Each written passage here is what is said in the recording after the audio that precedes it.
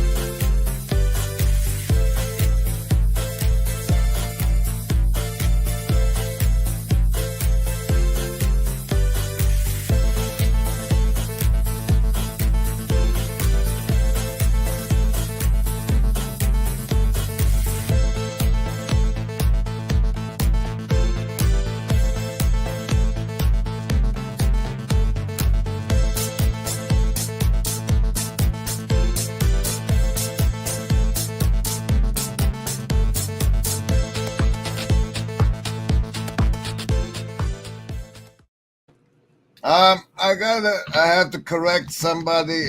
This Josh fella, he says he's here from VC. I don't know if that means Viet Cong or Vancouver, but what he's trying to tell me and you is that he's from the tavern telepresencing room of the Broken Clock Tower Discord. Link in the description server for people who don't hate me. And good to see you guys. Thank you for participating. Howdy, Joe Cross. It's funny at this thing there. I knocked Rascal's head off when I did the initiation ritual or the whatever, and I didn't walk it back. And then I did not live stream for 5 minutes while I thought I was. Coincidentals. He's somebody from the tavern telepresencing room. Clearly, or a guy from Vancouver. Hey, there's Benjamin Ochoa and Miss McGillicuddy. And it's him. What? No. Tunji, his name is. I need coffee. This is mission work from, like, you guys shouldn't be here. So, I went here voluntarily. I Rip Van Winkled myself. I saw too many commercials, said, I don't want to grow up. So I was like, I can pull that off. No, I like what you're doing, and I think you're the right guy to do it. It's really cool. I'm glad That's a heck of an endorsement. Thank you. The gesture is both mocking the king and legitimizing the king at the same time, right? He's helping the king to avoid the problem of tyranny with the king thinking that he's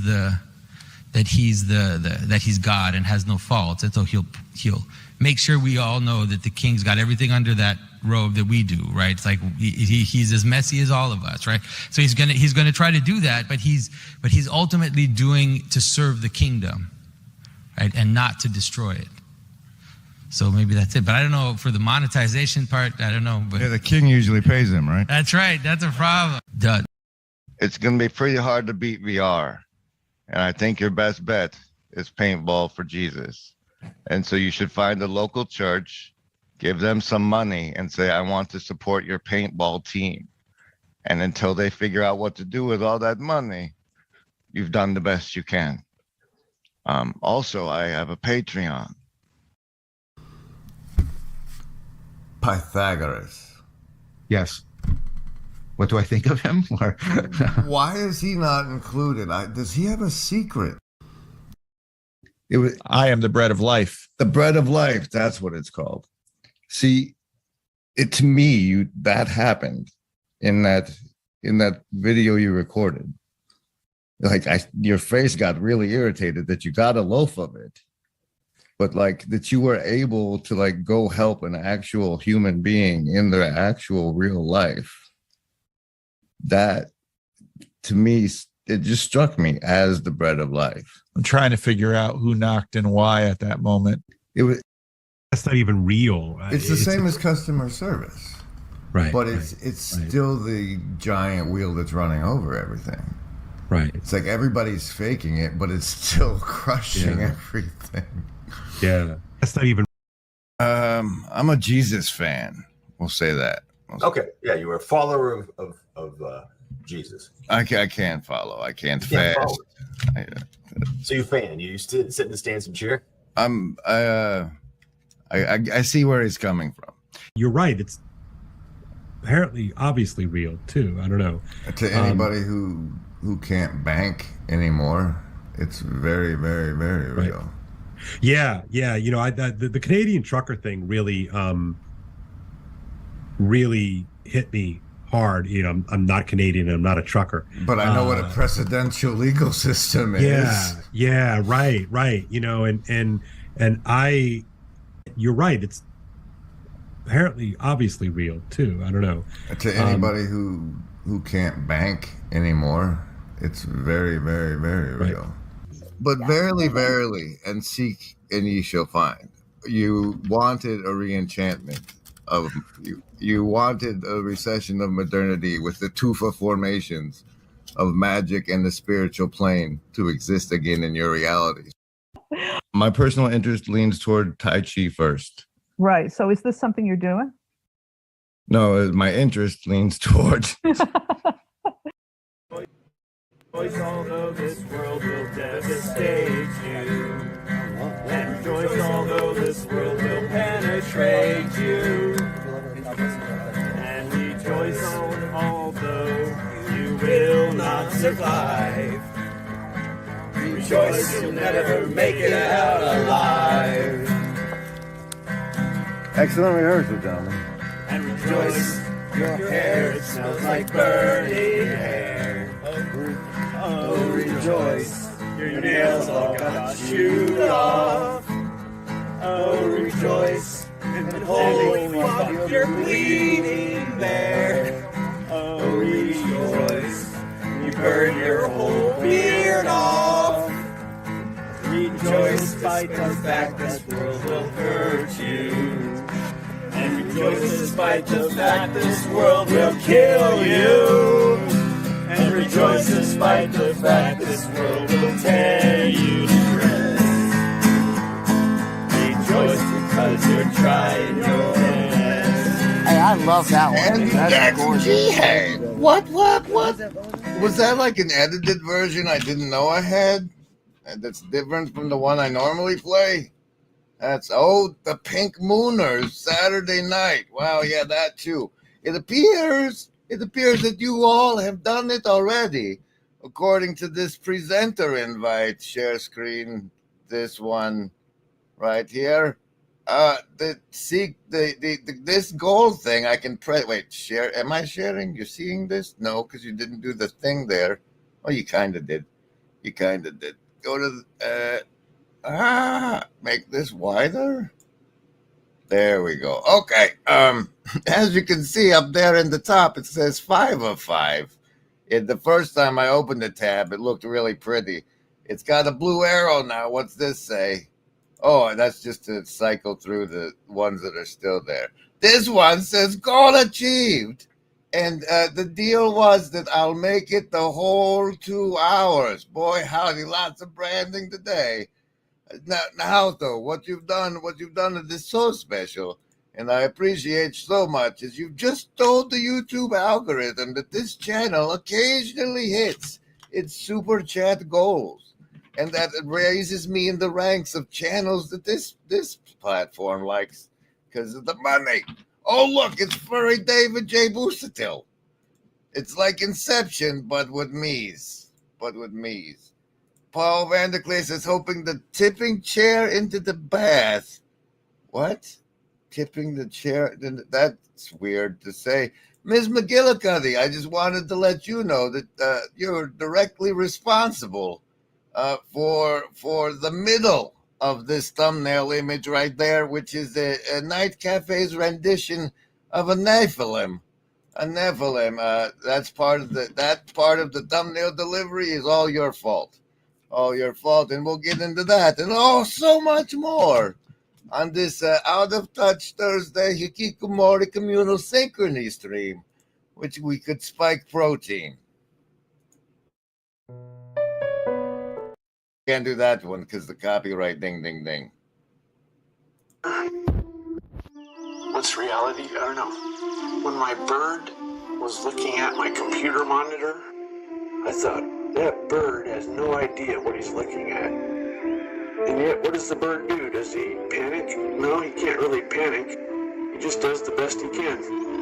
Is he able to live in a world where he's so ignorant? Well, he doesn't really have a choice. The bird's okay, even though he doesn't understand the world.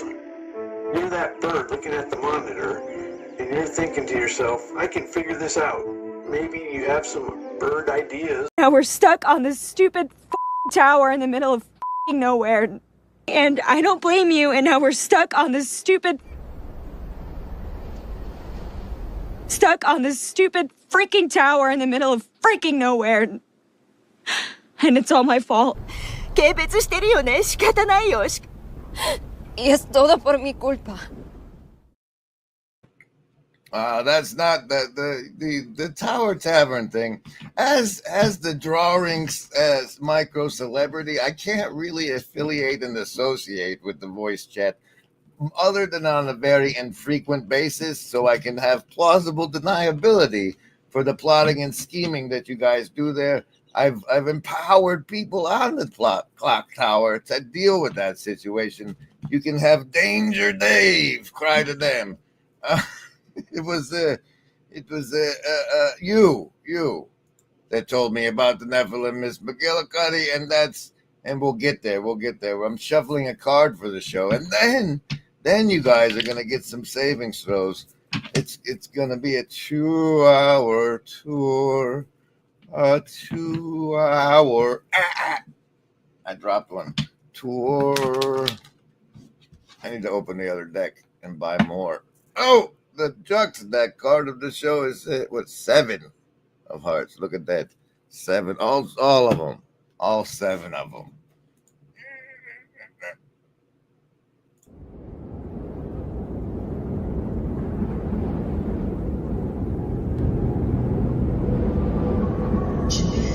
It seems that there must be something on the other side. We are all told that truth is merely a conclusion that can reliably be derived from some observable phenomenon. We forget that truth is a tool. It is the hook upon which we hang our deeds and the bed from which we rise each day. To assume that death is the end is to assume that our being extends no further than the physical substrate that carries us.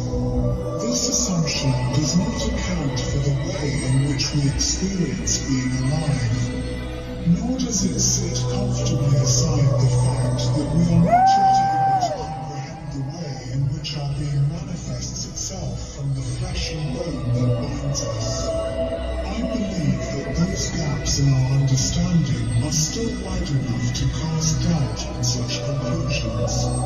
I believe that those gaps are yet wide enough for our souls to fit through and drift onwards into some new realm.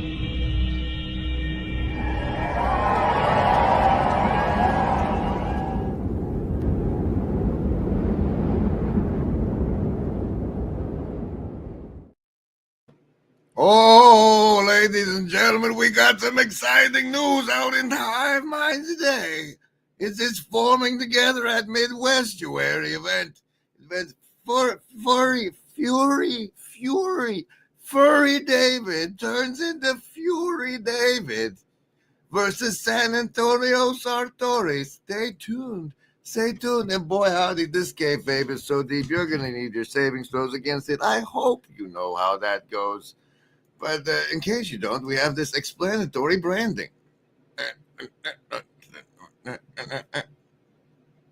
I'm not a cat. No, that's not this. This one is. In the corner has been swamped with a mind control. Mind control. Mind control. Mind control. Savings throws for mind control. So this is how bad I have failed. I understand you have a respect for serious play. Yes, I have a ritual with my channel where, like reminding fish that they're in water, I remind people that there's a lot of mind control out there, even if you just consider advertising.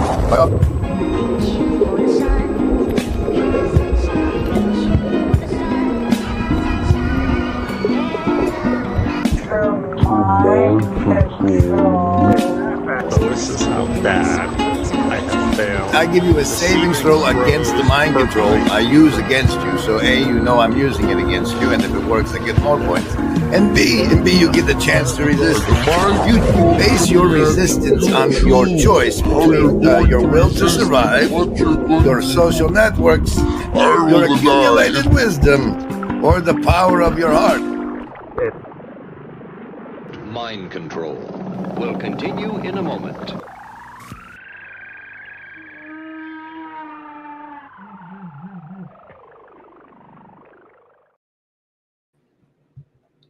This is a Grimgris stream called Hikikomori Heroes for April 10th, 2025, with the thumbnail of Nephilim and robot dogs and the thumbnail title of Communal Synchrony. And part of the way we synchrony our community around here is with savings throws against mind control, as explained in that branding. All you need to do is choose between survival, social, wisdom, or heart. One little choice as the basis for your resistance to the mind control, and presto, you're an insider, and all inside jokes become available to you with a simple choice. A simple choice: survival, social, wisdom, or heart. Choose. Oh, yeah? Prime 17 for our survivalists tonight. Maybe they've been watching the Outdoor Boys. Socialists, guess what? Bonuses do not apply. That's a nat one. They've programmed you to be susceptible to the mind control. What did they think a wizard would do with it? Wisdom folks would know, because they paired up with survival for the Prime 17. Heart folks, you need the hive mind bonus. You only got the number 9. The number 9, but you get a +2 if you talk in the chat. And 6 for the Indigo kids. But you know, you can give out this. Anyway, this is the Communal Synchrony stream. This is Ghibli me, and since you've had your savings throws, you know, way too many of these loaded, man.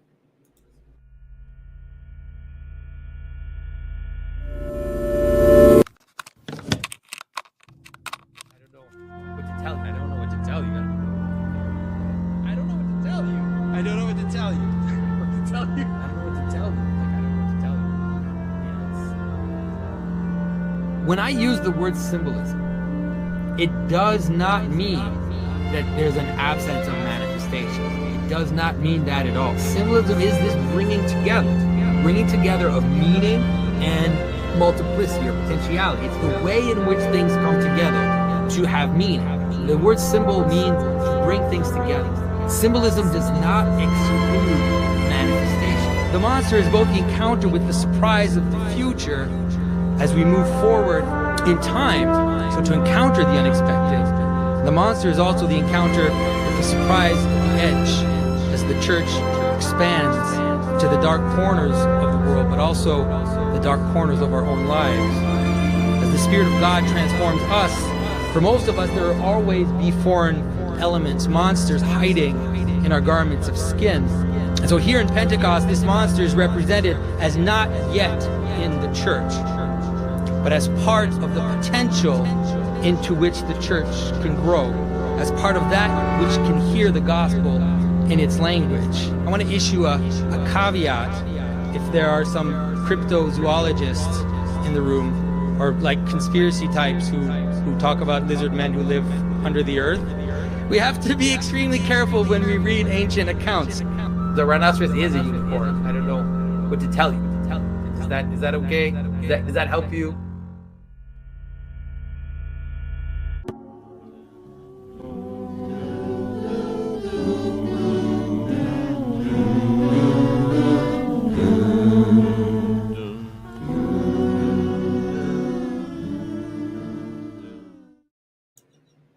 Disclaimer, despite the fact that the first time I ever encountered Jonathan Pageau was on a full moon on Halloween, and he was in human form, I've always had my gut instinct is that man is a werewolf. I guess I'll ask him about that at the Midwestuary. Won't that be fun?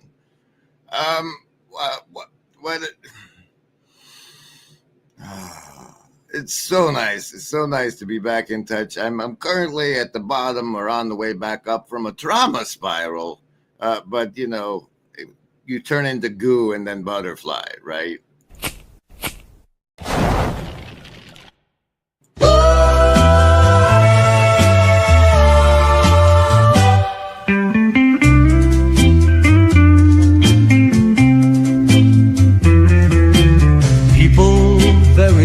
Just king, great king. People error, people king, big, just king, king. Happy, many down, many jack king from right. Just new king, big, great can new, happy. The owls are not what they seem, the owls. People very just king, great king. People error, people king, big, just king, king. Happy, many down, many jack king from right. Just new king, big, great can new, happy. The owls are not what they seem. The owls are not what they seem. The owls, people very just king, great king. People error, people king, big, just king, king. King, happy, many down, many jack king from right.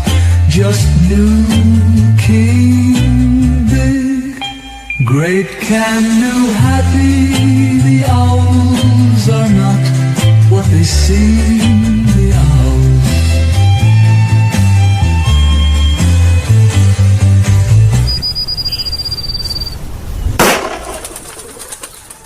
All right. That one's a little self-indulgent. This is a place. And when we see each other, we can start playing together and working together. Those things you call commercials, I don't make those. People who want to play make them. And I don't know what my control for it, especially that big moment.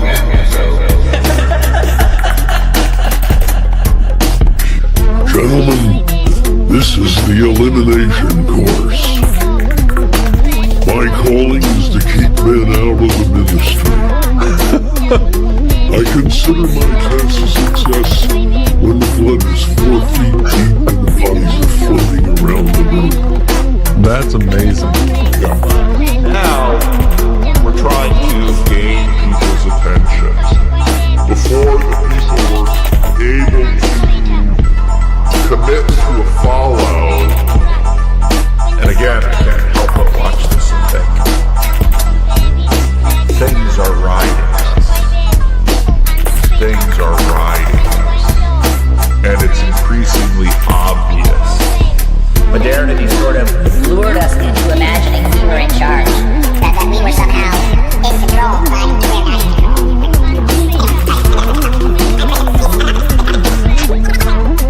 You got a tiny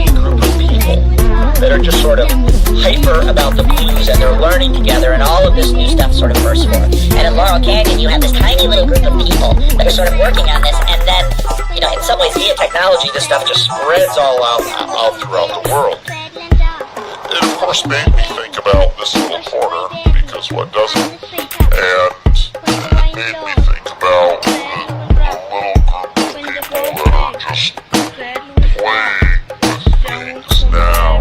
And I thought Jordan Hall said it very well in the conversation, you know.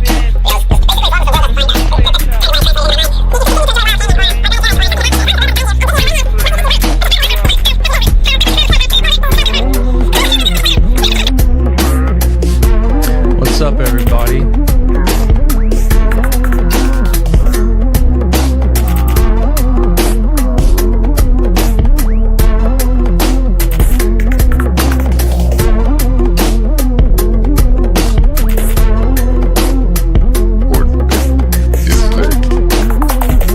In our globalized contextuality of 8 billion people, what things we do have in common with people from wherever is often shared media consumption.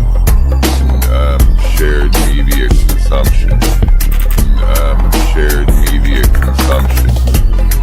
Like, I am a leaf on the wind, watch how I fly, speaks to everybody who is as deep into that show as I was. And so though it's like, and to understand what I'm talking about with that, I usually reference the next generation, which is the next generation. So with that, I usually reference the next generation, start.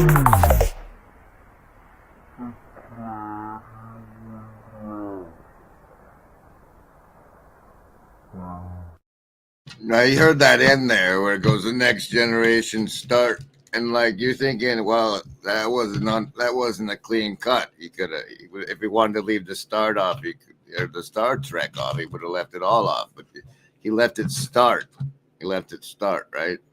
Okay, I see out there that there's a Paul Renee Nichols out there, and so I'll pull an agency deck card of the show. The Queen of Clubs, the clubs. Okay, and then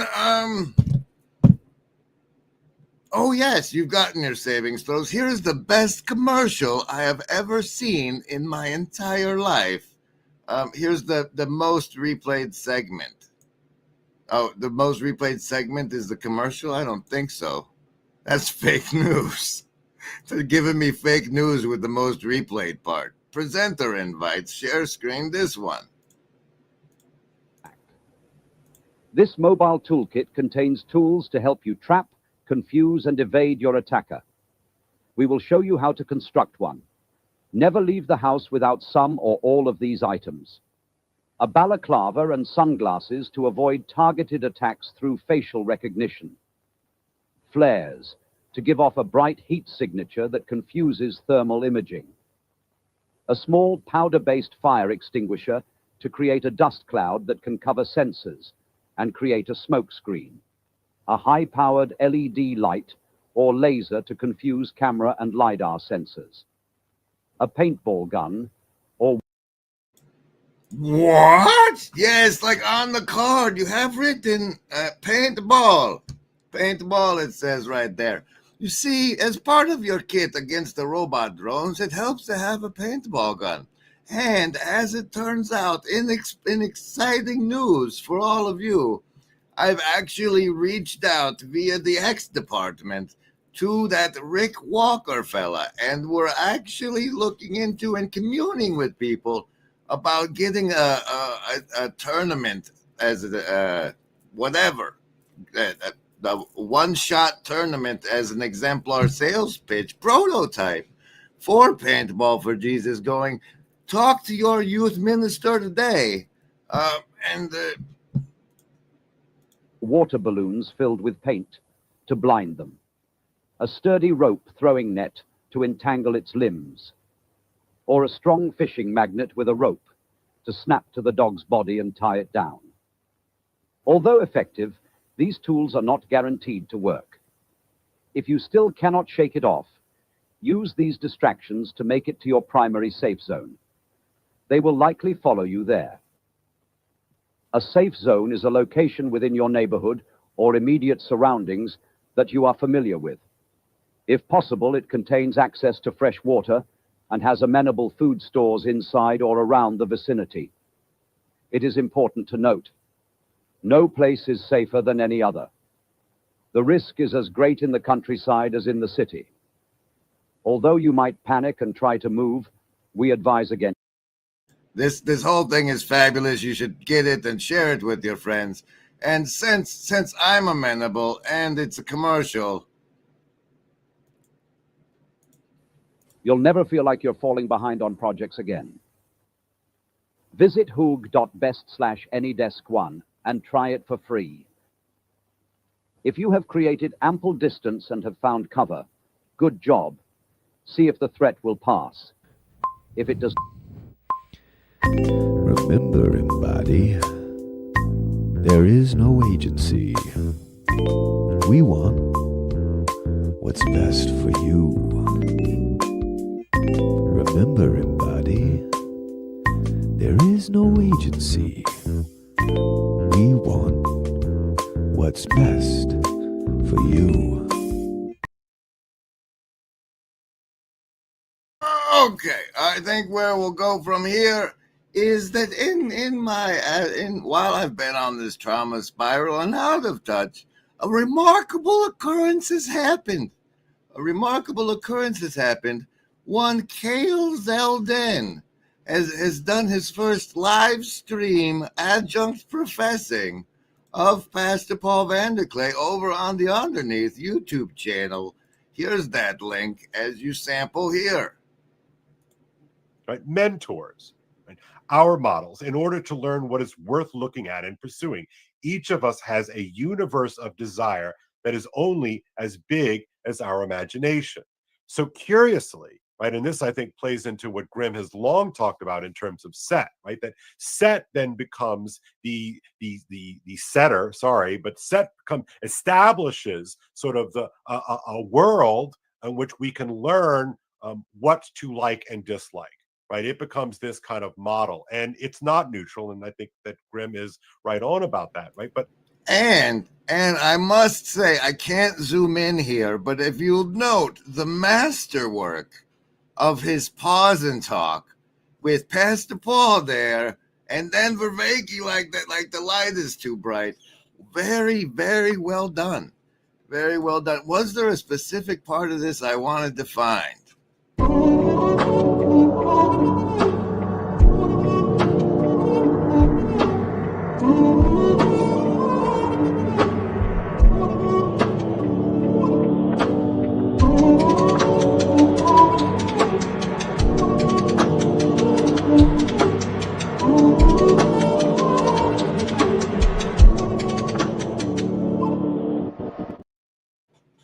PK today did a first filter fallacy video, and I thought it was really well done.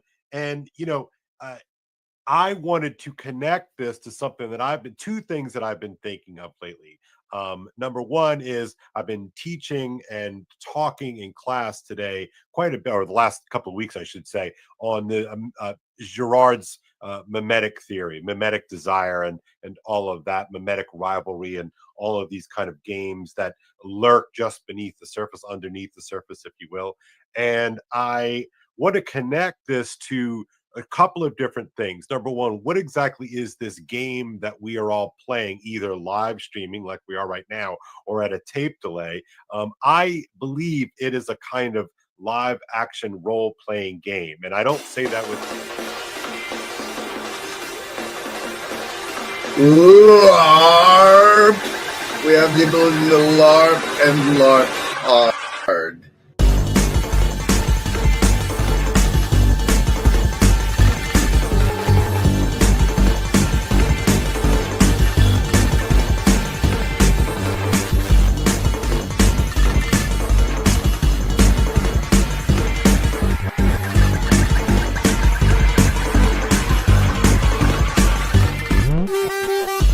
LARP. We have the ability to LARP and LARP hard.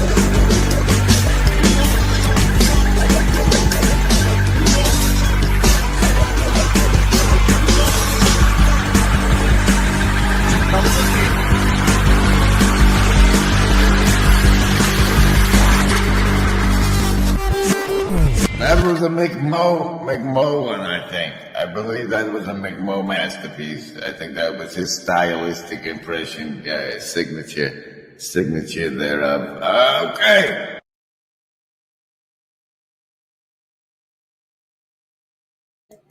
By the way, special thanks to the Shadow Cabal. So say we all. Now, as you can see, we've delivered on the robot dogs part of the... Well, did you really? Not... Sort of. Here, do it better. Here. They weren't really in the thing enough. Here. Deliver better. First, if an attack is coming, then you will hear the hum of drones in the sky. They sound like this.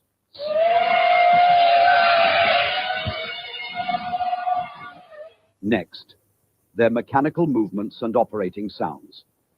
Although quiet when alone, if a swarm is on the move, they sound like this.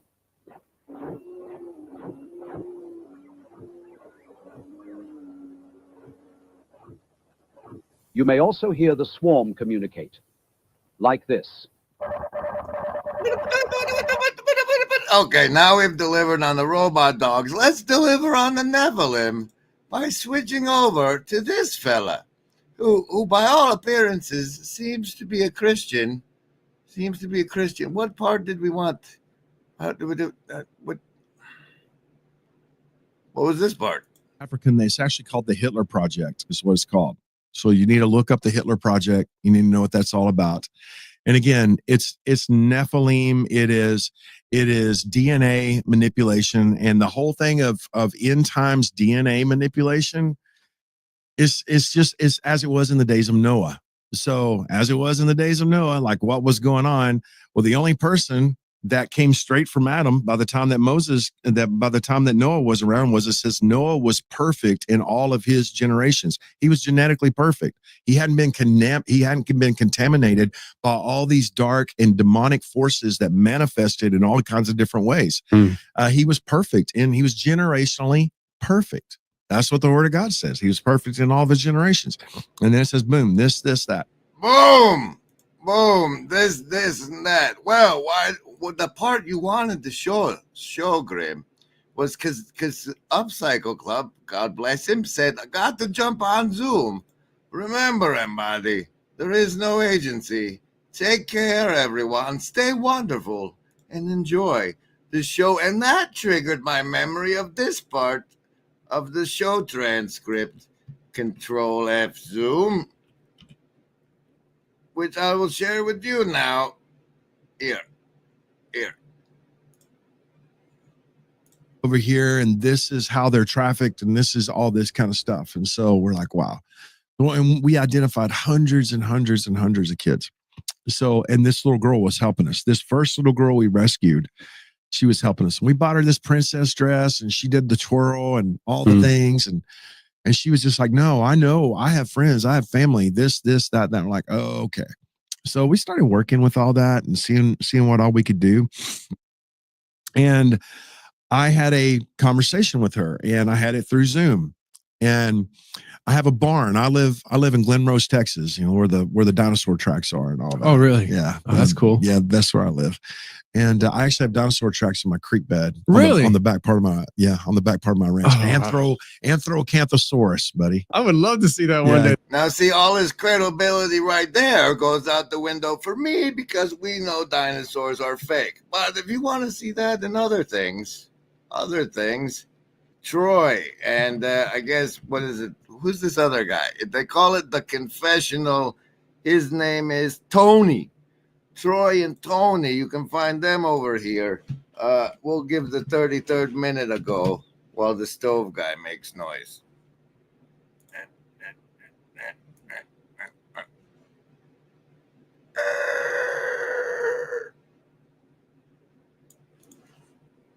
Not all angels have a true physicality. Okay, they're like the 7 spirits of God. There's different.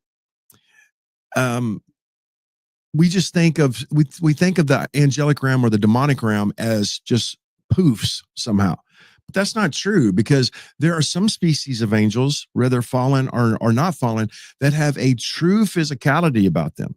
And they literally they portal from one place to another place, or from one setting to another setting, but they have a physicality about them. And they are so physical, brother, that they can reproduce, and they are so similar to our DNA that we can reproduce. Wow. Now, I don't know if you've ever thought about, how similar their DNA would have to be to us in order to reproduce. But in Genesis chapter 6, when the sons of God come into the daughters of men and they produce these demonic hybrids.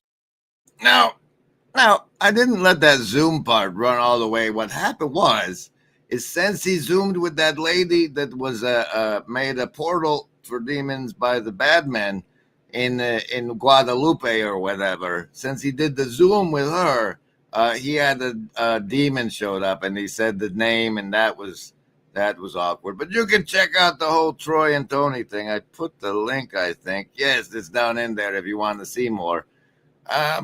See more.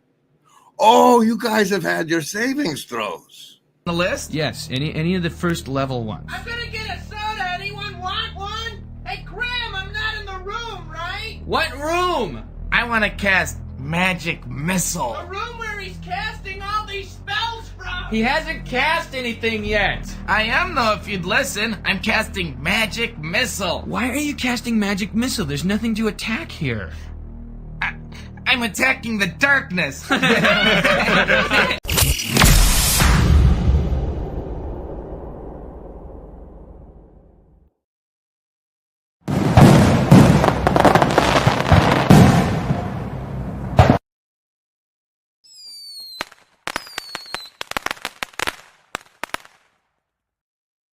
All right, and since you've had your savings throws, what I'm now going to present to you is a riddle by one and only Matthew Pageau, as fed to synesthesia. Once a powerful ruler, the fallen king lost his light, selling it to his enemies. Rejected and weak, he ruled in secret, amassing treasures, yet never enough to control the world. His journey led him to Solomon's lost treasure. With Solomon's gold, the king crafted a colossal mirror, reflecting the entire world. He invited rulers with promises of wealth, but they were captivated by their own reflections, unknowingly falling under his control. The mirror mesmerized rulers, revealing their deepest desires. Its power inverted their intentions, exposing their secrets. Many were drawn to its allure, unable to resist the reflection of their ambitions. Those who opposed the king found their plans reflected and used against them. The mirror's irresistible charm ensnared even the wisest, blinding them with the sum of all human knowledge. The mirror absorbed the wisdom of scholars, reflecting it back with deceptive clarity. Fear and paralysis gripped those who saw its true nature, as the king manipulated their knowledge to maintain control. The mirror's reflections became tools of manipulation, controlling the minds of those who dared to challenge the king. Its power seemed insurmountable, leaving the world under the fallen king's spell. To defeat the fallen king, one must question the mirror's power. Withholding one's light prevents its theft, yet revealing it risks losing it to the mirror's grasp. A paradox that challenges the bravest. By understanding the mirror's deception, we can break its spell. Together, let's explore the power of inner light, resisting the allure of false reflections. Join us in reclaiming our world from the fallen king's shadow. Imagine a world where boundaries blur between reality and fiction, with Mikhail Gorbachev leading the charge. Gorbachev didn't just challenge political norms, he dared to break the fourth wall in storytelling. "Tear down that fourth wall," he exclaimed, inviting us into a new era of engagement. His metaphorical call wasn't for Berlin alone. It was a clarion call to storytellers and audiences alike. Engage directly, break barriers, and foster a dialogue. Gorbachev's words echo in the halls of creativity. As storytellers, it's our turn to tear down that fourth wall, inspired by Gorbachev's daring challenge. Join us in this creative revolution. Tear down the walls that confine your stories. Share, like, and subscribe for more inspiration. Well, Well, since we've achieved the super chat goal, I have to stretch this out for two whole hours, and we're only 45 minutes deep. So I think what we should do therefore then is spend some time together setting the new super chat goal, as I'm showing you how to do. Now, you see, you go to the top of your YouTube thing. Once you have this sort of thing, you say, start another goal. Oh, yeah, 10 super. No, you're not going to get 10. That's fine. We can set unachievable goals to challenge everyone. Here, we'll do it this way. Oh, no, can't see. And then, over here, lots of tab. We're going to make it hard to reach. We're going to say, yeah. Well, you see, we got to make it orange and higher, and I'll tell you why. We got over an hour left. We'll make it an hour goal because this how I'll celebrate. The how I'll celebrate portion of this goal is so amazing, so amazing. Let me show you as I type it in. How amazing is it? Reach out to Homemate. To who? Yes, to Homemate for a fringe encounter. That's right. That's what'll happen if we reach this super high goal, because I think he'll want a speaking fee. And so there. If that magical super chat goal happens, then I'll reach out to Homemate. Otherwise, you're out of luck on that for now. Some things, and the timing is not my own. But you can affect the timing by participating in the supporting the platform that is platformed even me with all my weirdo conspiracy nonsense. Can you imagine? Oh, it's the Ace of Club. It's the red church card of the show. I always like to see that appearance.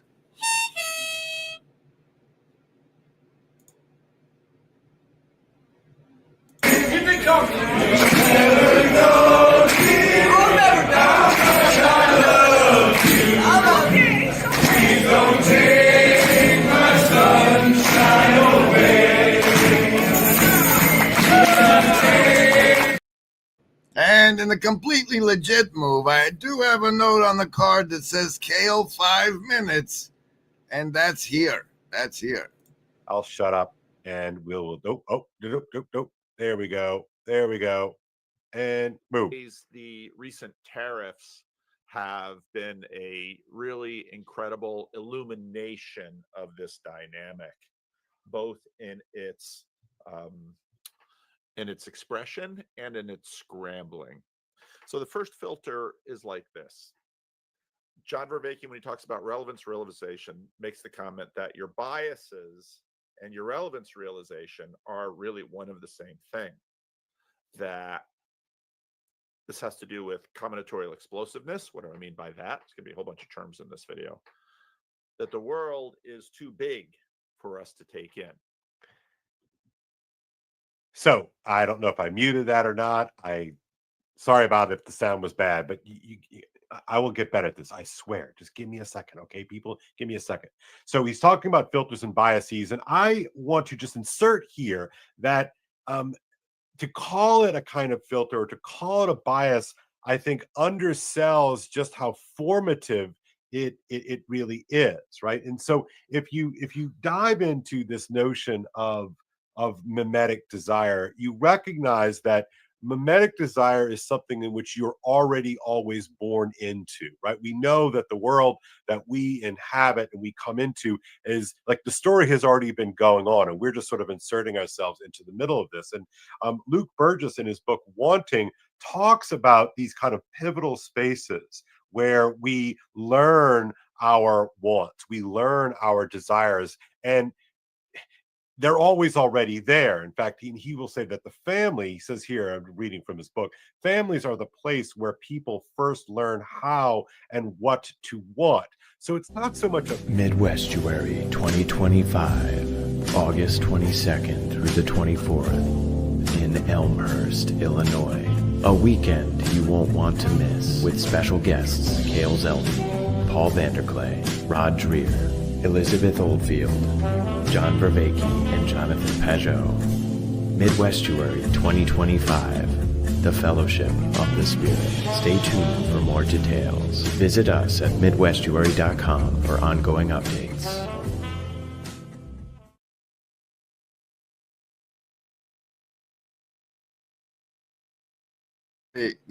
Since Ms. McGillicuddy is bringing us back to the Nephilim, we'll bring it back to the Nephilim. This part was the 34th minute, but still, well, maybe we could just wind it back. That means they were on their because for the say this, Lee, with all my heart, are so similar. Well, let me say this: not all angels have a true physicality. Okay, they're like the 7 spirits of God. Yeah, there's different. Okay. We did that, but you didn't let it run far enough. So if you produce these demonic hybrids, and I mean that's the fact, Jack. Wow. So what you're describing here is interesting, because one of the arguments that people will use in against Genesis 6 on how you and I view it is they'll say in Jude, I think it's verse 6, it talks about how the angels that left their first estate, but transgressed against humans are locked away. And well, that's assuming several things, if I can throw in there, please. Okay, that's assuming that you think there's only, and that's assuming there was only one incursion. Sure. Yeah. Okay. Exactly. And there's been multiple incursions throughout multiple civil wars on the earth and in the heavens, multiple rebellions throughout millennia. It's happened over and over and over and over and over again. And some of it has actually been very, very, very strategic in that listen, we're not all going to go into covenant to rebel. We will go into covenant, but you hold off and let's see what happens with this. And the reason why they do that, and they don't just all go to outright war. That's not the part I wanted, though. I searched for purple. Why didn't it? Oh, it's like an hour in. Here we go. You're supposed to be here. Over there, Uganda was at war. And to make a long story short, we'd been in this village all day. We'd been doing a big outreach, a preach. We fed everybody. We loved everybody. It was beautiful. We came back. I'm staying at this guy's house. He doesn't have electricity on his house. I've got the canyon, so we got candles lit. We're taking the mosquito net and we're putting it around the bed and we're getting ready to bed down. And Leanna's like, Troy. And I said, what? She said, Troy. And that's all she said. And she was standing. And I said, what? And I looked to see what she was looking at. And there was this purple light about the size of a quarter. It is a dark purple light that is not producing any light. And it is just about, I don't know, I'd say about 4 feet off the ground, this stationary purple circle that is dark purple. And I thought, what is that? And all of a sudden I could smell this smell like electricity, like something had been burning, but it was a weird burning smell. And I was like, what is that light? What is that? And to make it, boom, this distortion sound came into the room. And now, to make a long story short, it was full. And this go away, you leave us alone. Again, we were real young, and it wasn't budging. This was a bad motor scooter. This regional demon in Western Uganda. And he's like, you will not, he said, you will die on this trip and none of your ministry will be established. None of it. And he said it in such a way, was so powerful and so mean and so horrible. Like, whoa. And then all of a sudden, me and Leanna at the same exact time, we quit trying to fight this thing. And we turned our faces to each other and we got forehead to forehead. And I had my arm around her like this. I had my hand, I was stretching out my hand up against this devil like this. And it was painful. This thing was yelling at us so bad. And we started inviting the presence of the Lord to be made manifest in that room. We just started going, Jesus, we pray, God, that you would show up in this room. Lord God, sir, we ask you to fill up this room. We ask you, Lord God, sir, to make your presence real. And this thing started screaming at us, now stop it, stop it, stop it. And then boom, it was gone. And then the interesting part. I said, yes. He said, did he tell you you were going to see your wife die and how helpless you were going to be? And I said, yes. He said, did it tell you you were going to be beheaded and he was going to hold your head up? I said, yes. He said, yeah, that's the spirit that comes when the Muslim rebels are close. When the Muslim rebels are close, that's the spirit that comes with them. And he goes, they're really close tonight. We just need to stay up and pray. That was a normal thing for him. Whoa.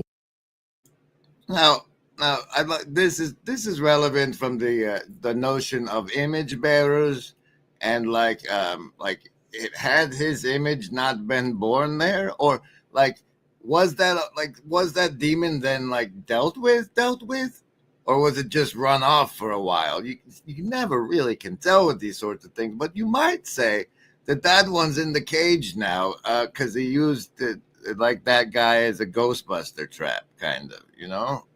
There's a lot of whistling past the graveyard going on, for sure. Whistling past the graveyard. That's a good one. Yeah. Woo-hoo, woo-hoo. You know, everyone's going to see a lot of that. You understand? And while I'm not sure it ties directly to this particular timestamp, the way he spoke of it, of that spirit being led by those people, resonated a little bit with something from this. Stop it. Eclipse is an apocalypse. Exactly. And that isn't to say that floods aren't real. No. That biblical floods weren't real. It isn't to say that. You're just misunderstanding the way. This was the tie into the Noah and the generations bit I was supposed to play. That apocalypse. Exactly. And that isn't to say that floods aren't real. No. That biblical floods weren't real. It isn't to say that. You're just misunderstanding the way that the Bible talks. And this is, people have been plumbing that for a long time, because very quickly people want to say it's an either or, but it's like, no, it's not either or, but you have to understand your own monarchical vision in order to understand the sort of the false choices you're bringing to a book that didn't have those binaries to begin with. Yeah. Okay. So now the language that you used earlier about high trust society, low trust society. Yep. And so if you want to respond to anything that. And did you know Bitcoin was designed for a low trust society? And that this is when he came out as a show for Bitcoin. We all know that there is no agency any living gent can see doing what is right for me. Just lifting up my bro so he can grow some eyes to see that doing what is right for me increases all our agency.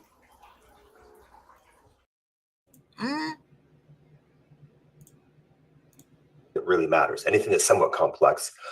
Turns out you need a high trust society to do it. Yep. Oh, interesting. Yep. Second step. Oh, shit. We're not in a high trust society. It's going down. True. What do you do? How do you restore trust? Looks like it turns out communion, straight from which trust can develop. And this is, by the way, true in generally. Like you said, they're prophets, and they're prophets of something. You can form communion at the level of an indigenous group with their principality, and that is real communion. And it's actually something that creates real communion. Yes. We have the unique problem that we can't do that. We have to, if we want to solve our problem, we have to find a way to form communion which transcends all nations, that intrinsically integrates all nations into a larger community that can do that, which is actually a really interesting thinking about it as a design problem. I know a guy, but we'll get to him later.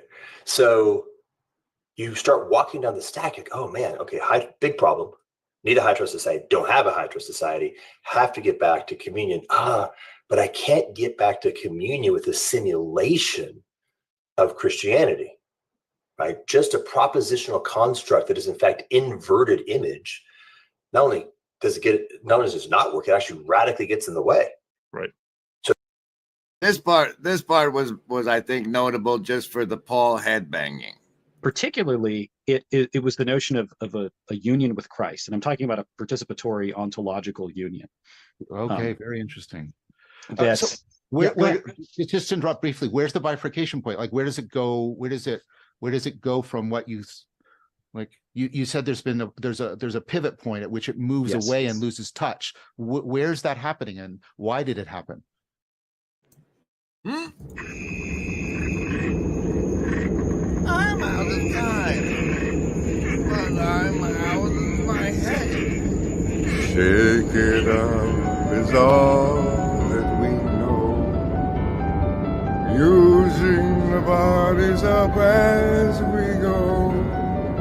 I'm waking up to fantasies. The shades all around aren't the colors we used to see. Broken ice still melts in the sun, and times that are broken can often be won again. We're so alone, and so really matters to me. Take a look around. You're out of touch. I'm out of time. But I'm out of my head.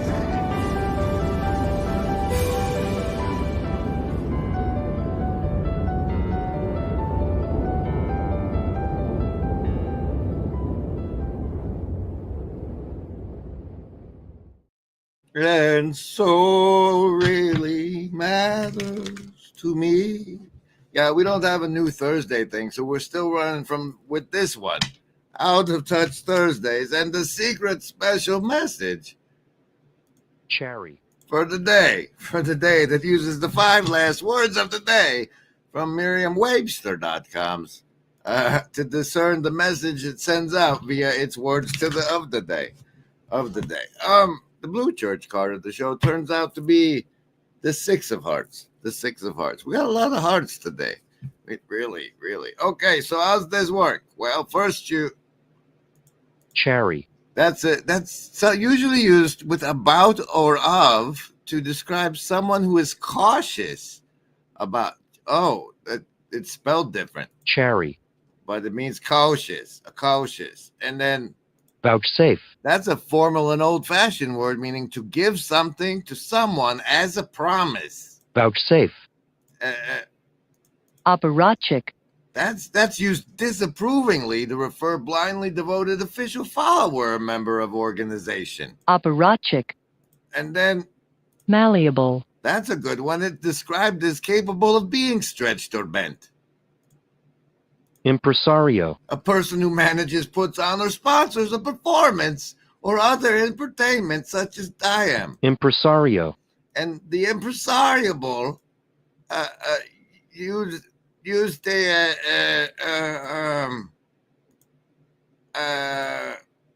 start over. Fine. The impresario used a malleable apparatchik to vouchsafe the cherry donations.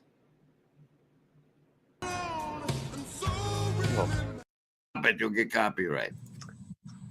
Hello, everybody. This is Karen at The Meaning Code, where we explore the structures of the universe to discover the metaphors that uncover the hidden reality. And then change back.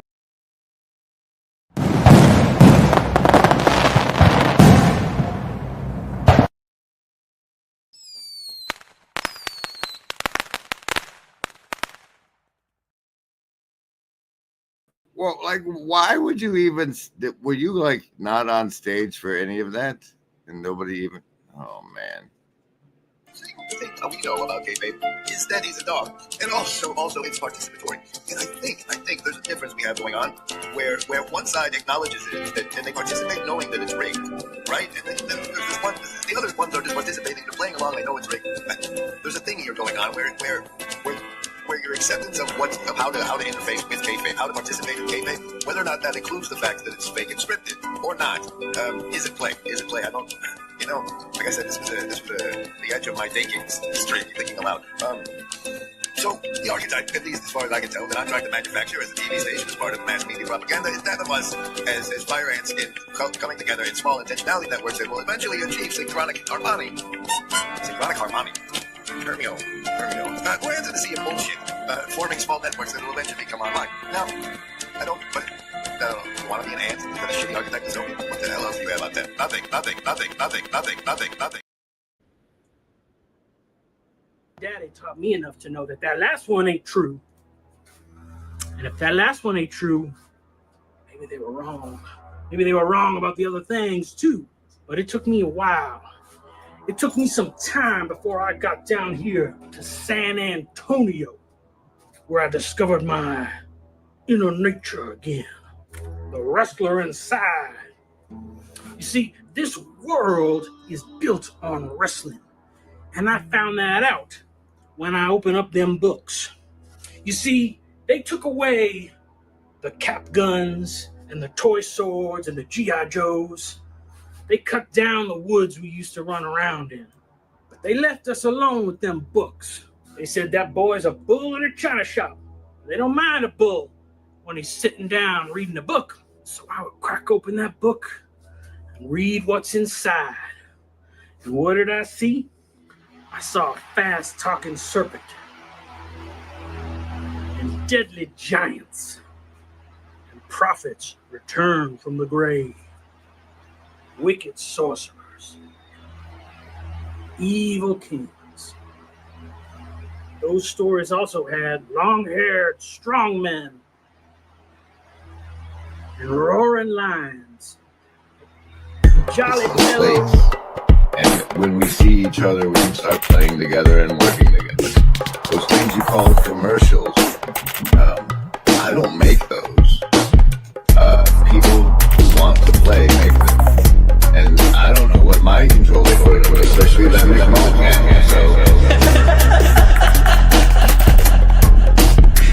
Gentlemen, this is the elimination course. My calling is to keep men out of the ministry. I consider my test a success when the blood is 4 feet deep and the bodies are floating around the room. That's amazing.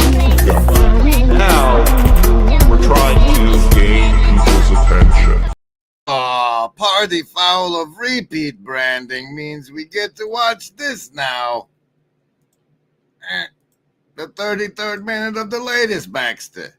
Believe, like you did say, it's like believing in what you can't see, but you're not believing in what you can't see because you're just just choosing to because it's what mom and dad said or something. It's like based off of some experience that caused you to believe, or some truth that is why you are still acting in faith, I guess.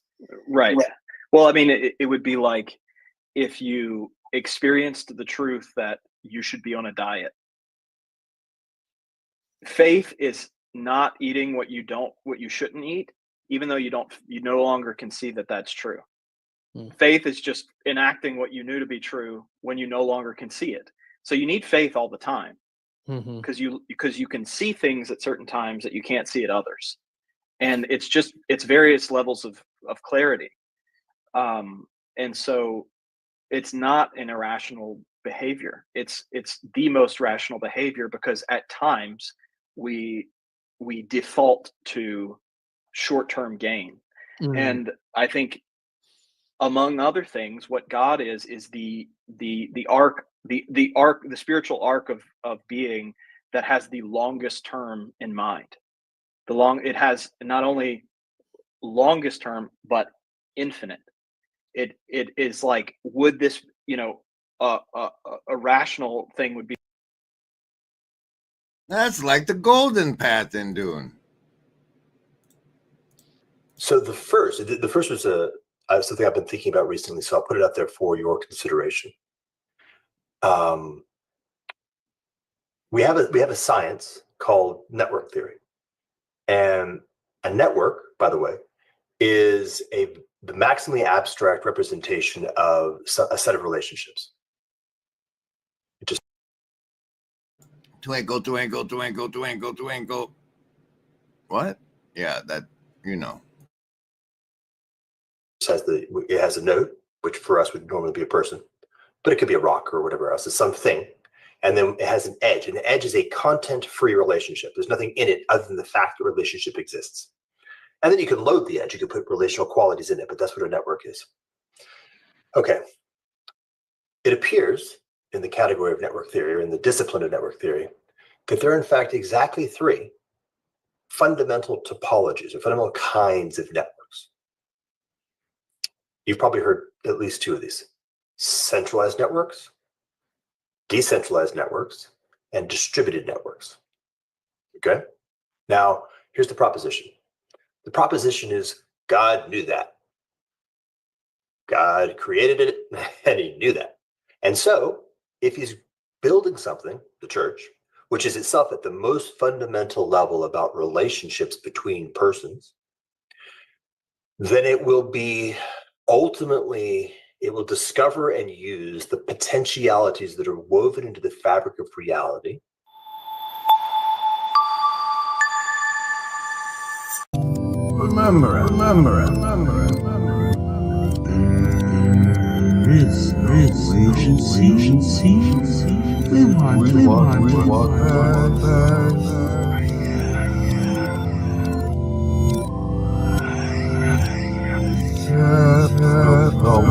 Is everything all right in here? Yes, Nanny. It's just that I set a super chat goal for 2 hours, and that's like a really long time. And then people like put the money in and paid me for the full 2 hours. And if I'm not an internet sex worker, then I gotta do all the hours that they pay me for. So say we all. Yuck, yuck, yuck. Ho, ho, ho. Special thanks to the Shadow Cabal. So say we all. Did you get that on video? Mom, I'm not going to. No, that's I'll show you. Look, beginners, obviously.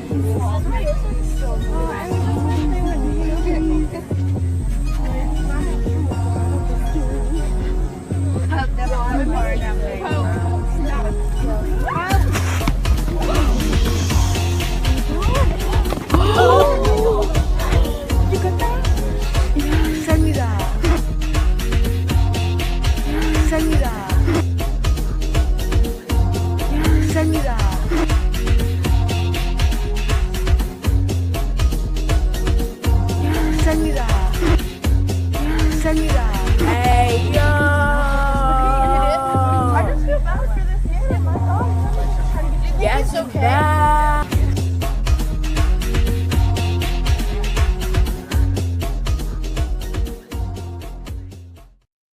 All right, but on the positive side of this Hikikomori Heroes stream, while it's true that we've delivered on the Nephilim and the robot dogs on the thumbnail, we haven't delivered on the title of the thumbnail, communal synchrony, which essentially is spoiler alert, this whole conversation here with Pastor Paul and Jordan Hall, except for the part where it's the pitch for Bitcoin monasteries, is the notion that the way to solve the collapse of the big C civilization is that the communions are all small and appropriate communion size, but are somehow in communications and therefore can achieve the synchronic harmony.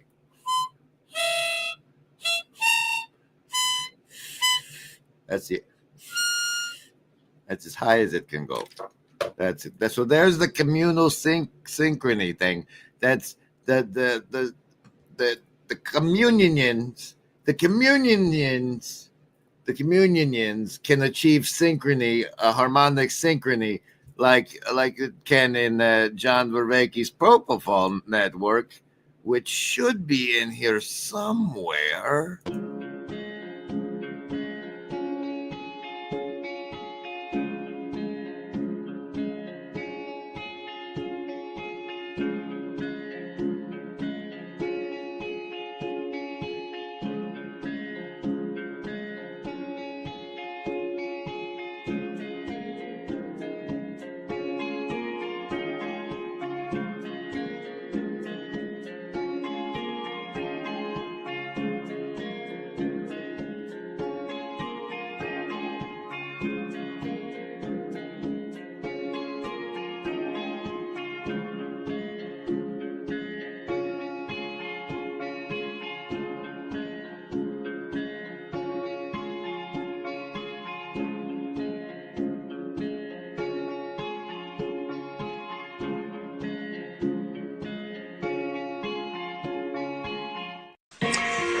reading great literature, I become 1,000 men and yet remain myself.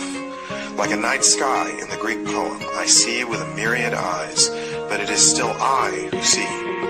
Here, as in worship, in love, in moral action, and in knowing, I transcend myself, and am never more myself than when I do. In reading great literature, I become 1,000 men and yet remain myself. Like a night sky in the Greek poem, I see with a myriad eyes, but it is still I who see. In reading great literature, I become 1,000 men and yet remain myself. Like a night sky in the Greek poem, I see with a myriad eyes, but it is still I who see.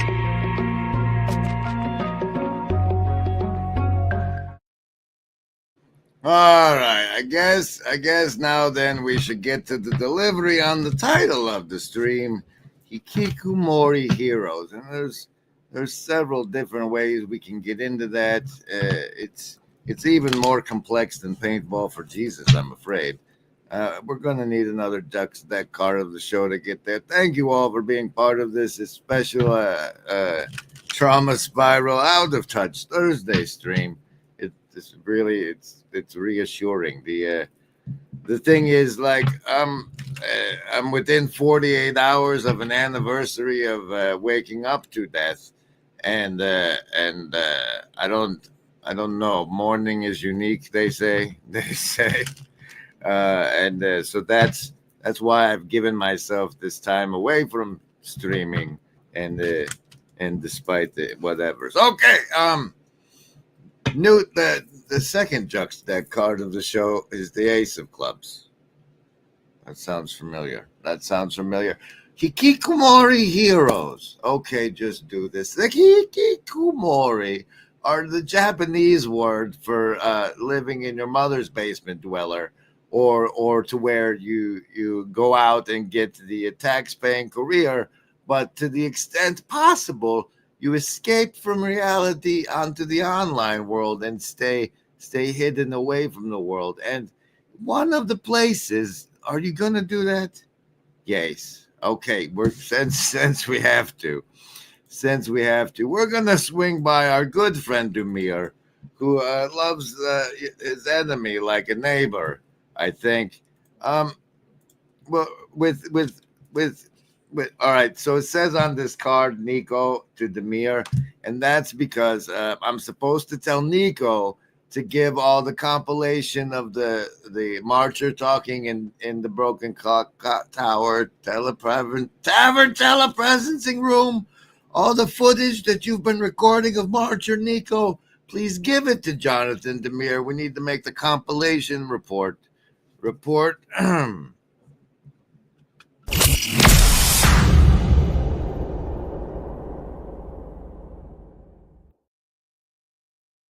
Quick recovery, sorry. Like Hobo's Lullaby. Go to sleep, you weary hobo. Let the town go drifting by. Listen to the steel rails a-hummin'. That's a hobo's lullaby. And apologies, gents, my coffee cup's empty.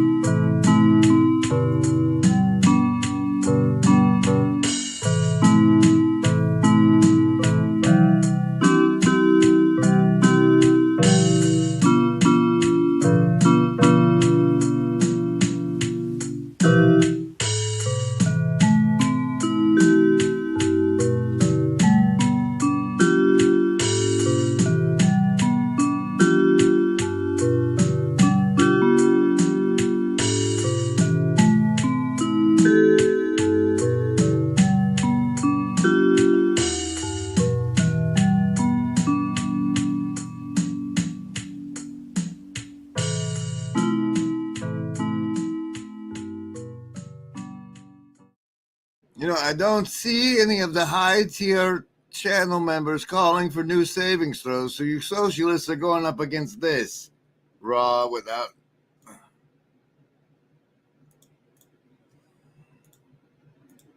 Potential for escapism at the expense of real-life responsibilities. Yes, absolutely. Big problem, actually. You actually see this in gamers, too, that they don't move right in the world. And that's the problem. And a lot of these people don't understand the history. So they think, you know, the boss level, that comes from a movie, a Bruce Lee movie called The Game of Death, with literally fought progressively more difficult characters as he went up in the building until he got to the boss. And that brings up another few things, right? This whole idea of boss level and boss. Well, the bosses are evil. They're the enemy.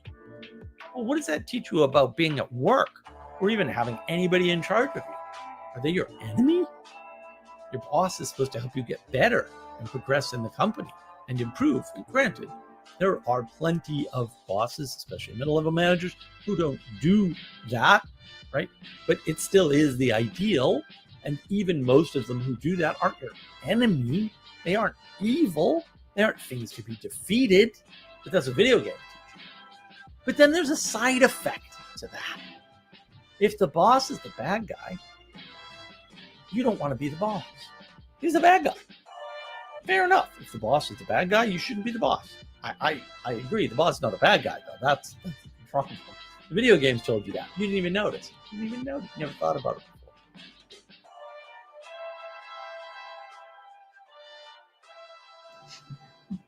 Oh no, the video games have subliminally encoded to me that the boss is the bad guy.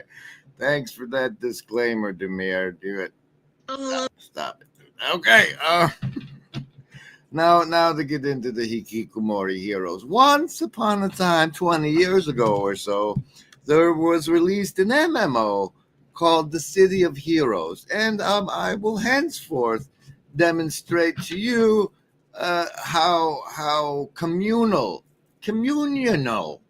that turned out to be as things turned out. It's this one. Years ago, heroes first appeared in Paragon City.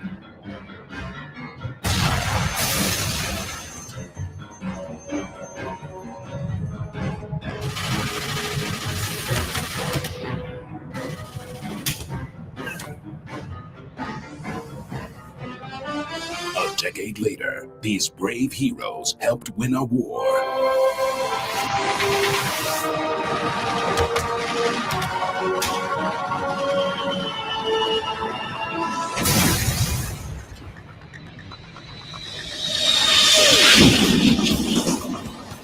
Now, this marvelousness is from a feller named Nerd Slayer Studios. His video Death of a Game, City of Heroes. But it turns out that the game wasn't dead, and the community loved it so much it persisted as a private server in the shadows until like last year when the producer, the people that bought the intellectual property rights to it, gave the private server the go-ahead to continue to exist. And if you're interested in that, it's the City of Heroes Rebirth server. No, that's the City of Heroes Homecoming server. But for the terms of the Hikikomori server, we're currently, yes, that's right. We are currently, who's we? Well, it's a group of us getting together on Wednesday nights, like we successfully did last night, where we achieved this water fountain souvenir of our adventures together in our secret base. And as you can see, the Ko-fi link over there says secret base improvements. See, they require a lot of grinding, so you have the in-game thingies to buy the artifacts, and we want to make separate bedrooms for everybody. But what's actually coming into play in formation here is the concept of Hikikomori Heroes, because while we are healthy Christian individuals that live to our responsibilities and only venture into video games on mission work to rescue other hikikomori and bring them into functional fruition. Because some of those people that are currently trapped in video games are like the dragon tattoo lady in the book series, the girl with the dragon tattoo, and if we can rescue those people, they will be our heroes in the world of what we're doing in the LARP gate. Get it?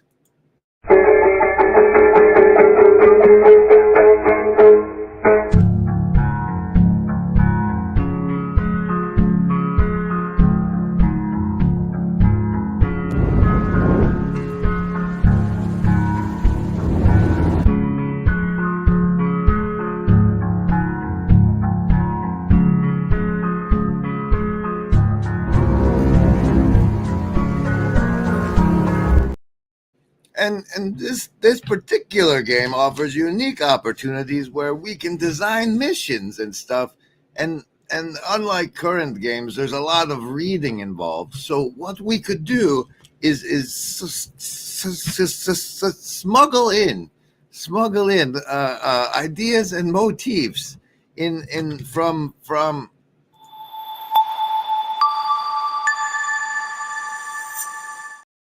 into custom-made missions, and we can also stream our adventures onto the Twitch. You see, there's a platform diagram here where it says we're currently on the YouTube platform and the Discord platform with some crossovers to the X platform, but really there are several regions of internet people where, and here, have an ace. That as a thing, we can go in and let those people know there's another game to play, and we could sure use their help, maybe. Yeah, you still got half an hour, son of a.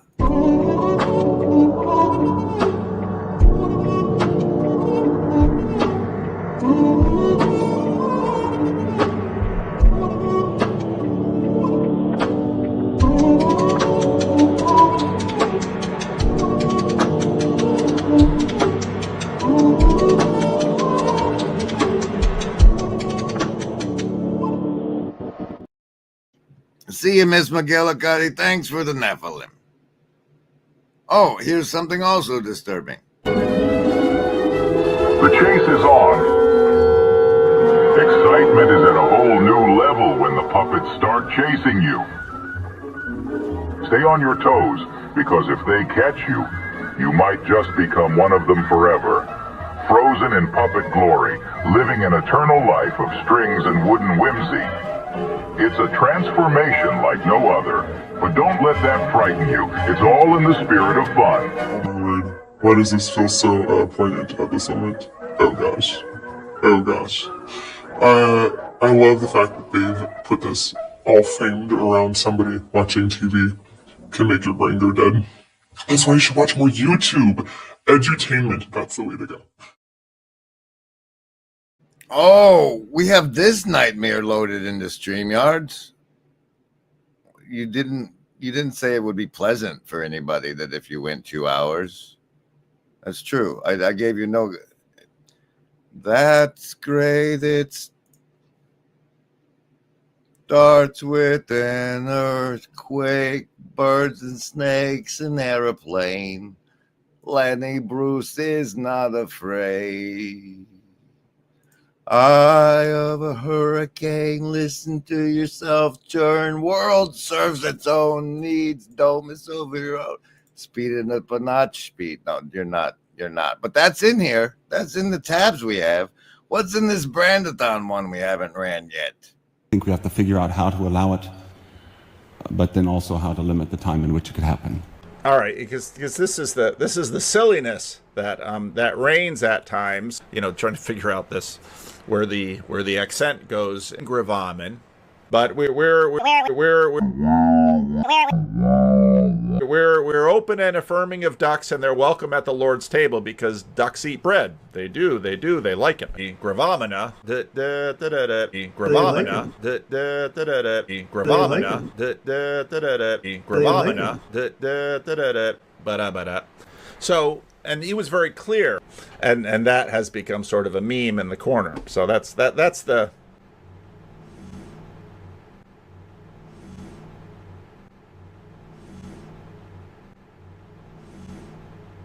They like him. Did you know that the Grimgiz videos not only live streams, but also has videos such as this one? You know, science has great pretensions about itself. I mean, it basically regards itself as a meta theory. It regards itself as capable of passing judgment on all other theories. They are supposed to submit themselves to science to be told whether they're real or not. I sort of give Descartes a short shrift in my own writing historically. He's a brilliant person, and gives where I knew he did was that, but his work on the mind and consciousness was really rich. René Descartes was a 19-year-old ne'er-do-well, and he decided that he would go wenching and soldiering across Europe. This army made camp near the little town of Ulm in southern Germany. Worth noting. But that night, Descartes, in the barracks, had a dream, and an angel appeared to him, and the angel said, "The conquest of nature is to be achieved through number and measurement." No longer was the world laid out as constituted by the non-contingent revealed truth of a God. Descartes was to carry out Christianity's will to truth, reaching its inevitable destiny to question the divine source of this truth. One of the things I find about Descartes that's interesting is there's a sense in which he is responding to the spiritual crisis being caused by the emergence of the scientific revolution, trying to get people, he's trying to give people an existential response to the way their world was being torn asunder by the scientific revolution. And unfortunately, that existential aspect of Descartes' work has also tended to be not properly remembered. Our development have always been created at the promptings of invisible voices. Socrates had a demon, D-E-A-M-O-N. It was a little voice. It was his crap detector. It told him the difference between profound philosophical thinking and bullpucky. Good afternoon. Internet. Griswold Graham here. You probably Stop it, Dwayne. Stop it. This one. are seeing this because like you're a big fan of either Paul Van der Clay or like I just trolled you to watch this somehow. Welcome. This is a commentary on commentary because that's how meta this shit is, guys. But this part's better than you think it is. So stay tuned. What? Now, this part of the video, let's just play a little bit first. Let's be very clear. Eleusis and the other mystery cults of the time were the real religion of the ancient Greeks. Fudge. Now, you just said Joseph Campbell was like your dude. And then you give us this line? Oh, let's talk about Plato a little bit. Let's have the gold and the silver and the bronze and there's way too much fudginess underfoot here. Plato was not down with democracy at all. Now again, I think Plato's awesome. I like Plato. I like Socrates. I like Aristotle. All that stuff is fun. But let's measure our expectations here, shall we? I guess there's some divinity in the poop stain too. You know, this is a very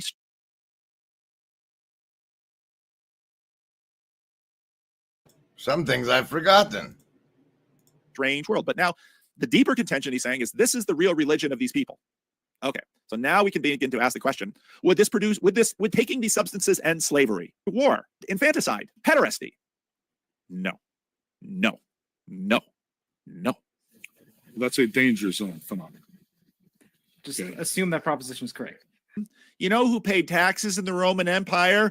Everyone but the Romans. You have the conquered people that pay taxes. Now, little spoiler alert, the Greeks lost.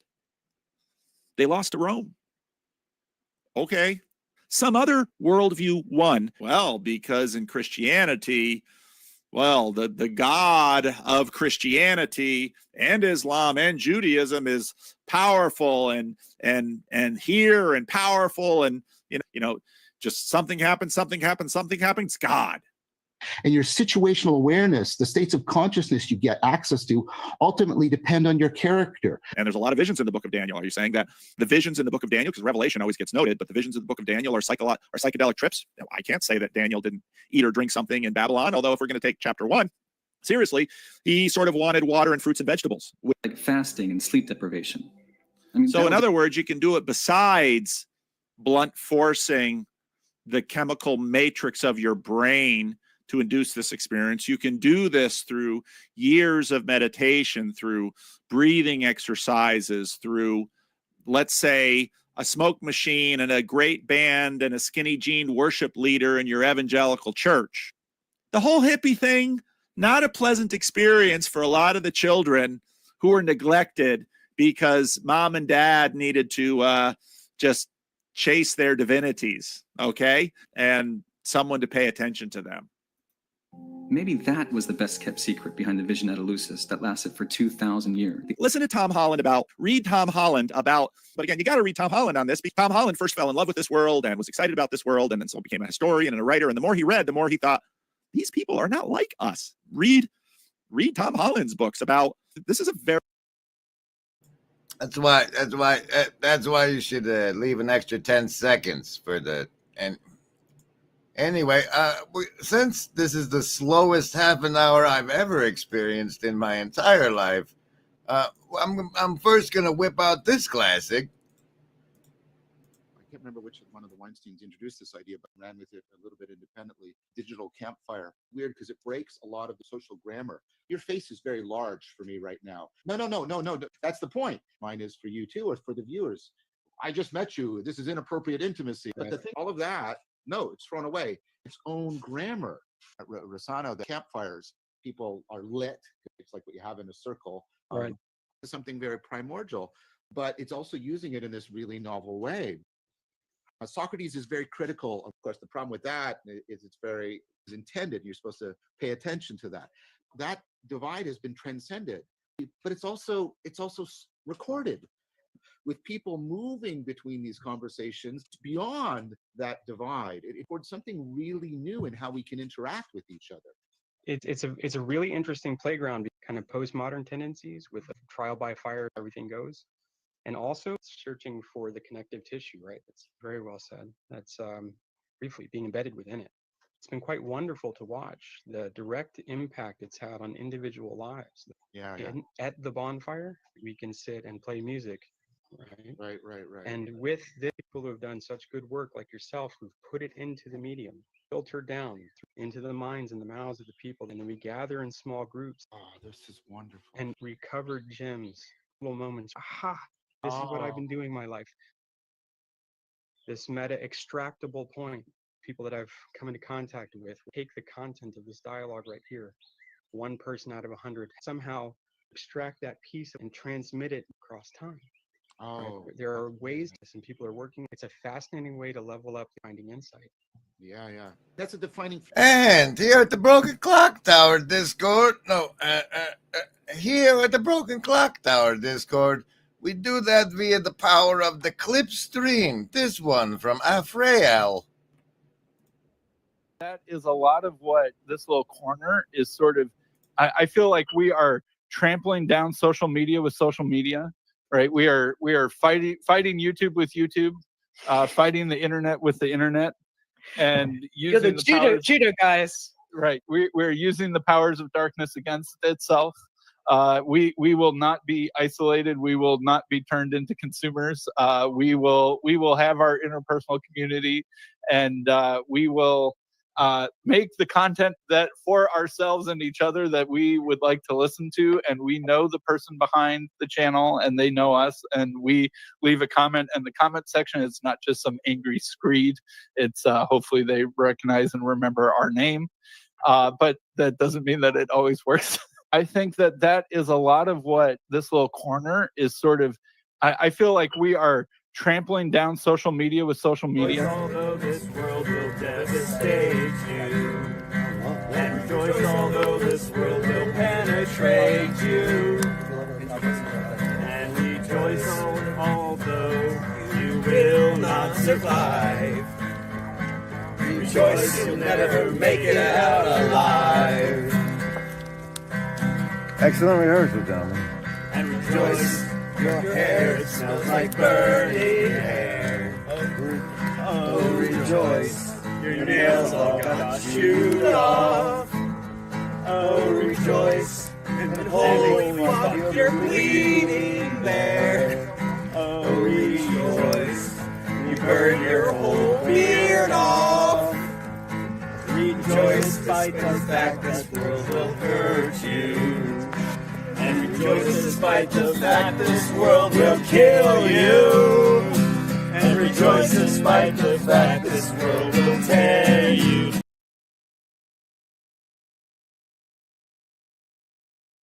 What's even happening now? What's even happening now?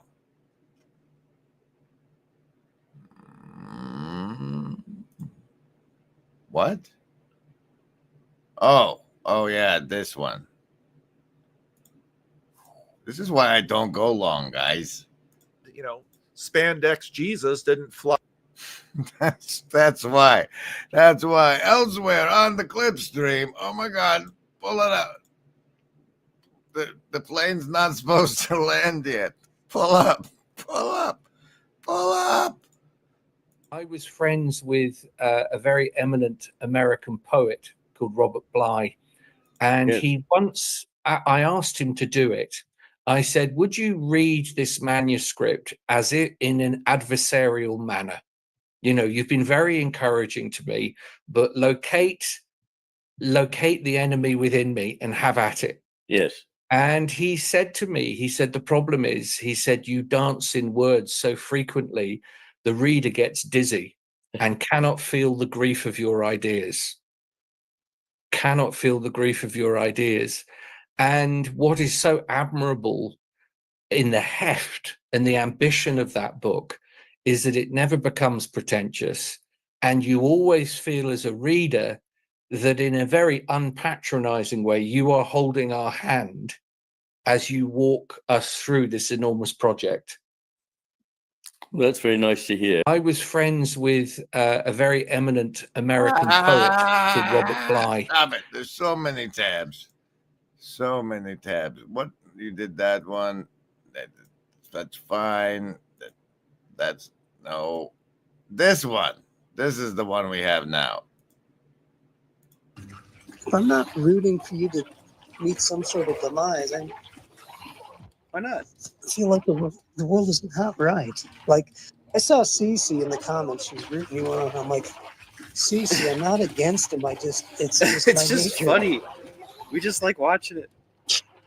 You just man, like I'm just it. gonna go for It's actually, I need to clarify. It's not watching. That's it. That's the moment. That's what makes me happy. It's someone else's frustration that's not like lethal, but just aggravating. I can live with that.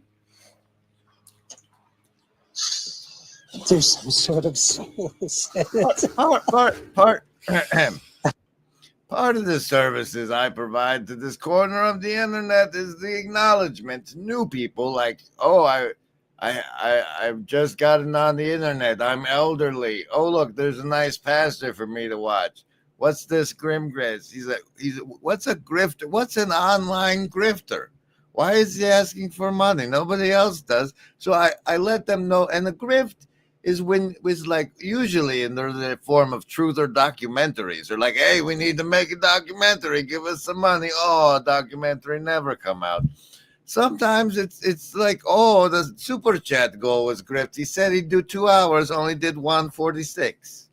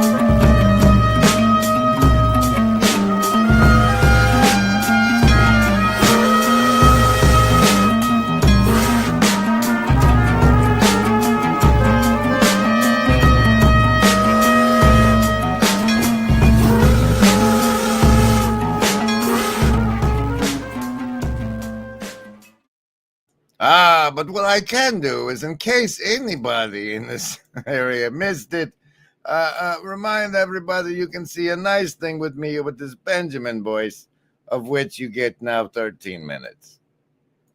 Policy wonking, total world government that got infected by this thing that we call wokeness. But when we return to the strong men like Trump, somebody says, no, we're not going to play this game anymore. America's for America, and we're going to call a spade, and Europe, you settle it yourself. And then Europe goes and tries to find out if they have any will anymore, any strength anymore. And Russia and China are now... A lot of the discourse around liberalism, centrists are really wary of the rightists because the rightists are okay or not allergic to... Okay, fine. It's just over. See you next time.